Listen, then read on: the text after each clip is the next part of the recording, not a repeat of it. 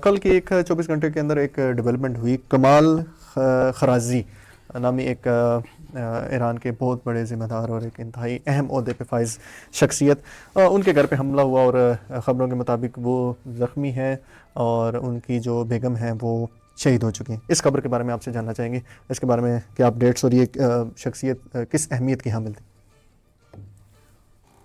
جی مصطفیٰ. السلام علیکم ورحمۃ اللہ.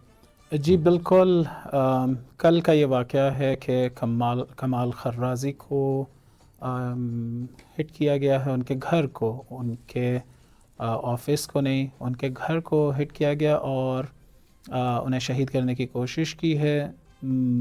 اور اس ایک سانحے میں وہ خود شدید زخمی ہو گئے ہیں، لیکن ان کی بیگم کے بارے میں کہا جا رہا ہے کہ ان کی زوجہ محترمہ شہید ہو چکی ہیں. ایک اور واقعہ جس میں معصوم لوگ، فوجی نہیں صرف معصوم لوگ جو ہیں، ان کی شہادت کی خبر آئی ہے.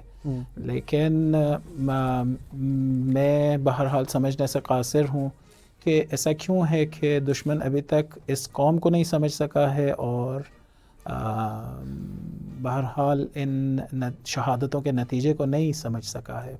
امام خمینی نے بہت عرصے پہلے کہا تھا شہید مطہری کی شہادت پہ کہ بکشید مارا، ہمیں قتل کرو، ملت ما بیدار تر می شود، ہماری ملت اور زیادہ بیدار ہو جائے گی، جاگ جائے گی. تو بہرحال یہ شہادتیں جنگ ہیں، جنگ میں پیش آ رہی ہیں، اہم لوگوں کو مارا جا رہا ہے. کمال خرازی ایک ایسی شخصیت تھی جن کے بارے میں یہ تھا کہ وہ اگر کبھی بھی دشمن نے جو ولی فقیہ آقا مجتبی خامنہئی نے شرائط پیش کی ہیں یا ایران کی طرف سے جو شرائط ہیں مذاکرات شروع کرنے کی، اگر دشمن نے کبھی وہ قبول کر لیں تو اس کے بعد مذاکرات کا زمینہ فراہم کرنے میں یہ ایک بارز شخصیت ہیں اور اپنا کردار ادا کر سکتی ہیں. دشمن نے انہیں مارنے کے بعد اس قوم کے حوصلے تو پسپا نہیں کیے ہیں، حوصلے اور زیادہ بلند ہو گئے ہیں اور یہی ہمیشہ ہوتا رہے گا. لیکن دشمن کاملاً اس کو سمجھنے سے قاصر ہے کہ یہ شہادتیں ایرانی حوصلوں کو، ایران کے لوگوں کے حوصلوں کو پسپا نہیں کرتی ہیں بلکہ اور زیادہ مضبوط کر دیتی ہیں.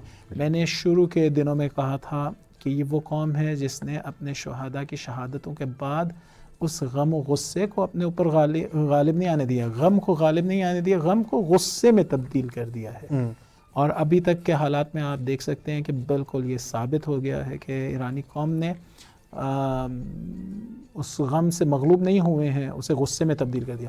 تو اگر اس طرح کی شخصیات مزید شہید ہوتی رہیں گی تو بہرحال اس کا یہ اثر ہرگز نہیں دیکھنے میں آئے گا کہ ان کے حوصلے پسپا ہو جائیں، بلکہ ان کا غصہ اور شدید تر ہو جائے گا اور دشمن کے مقابلے کے لیے اور برسر پیکار آئیں گے.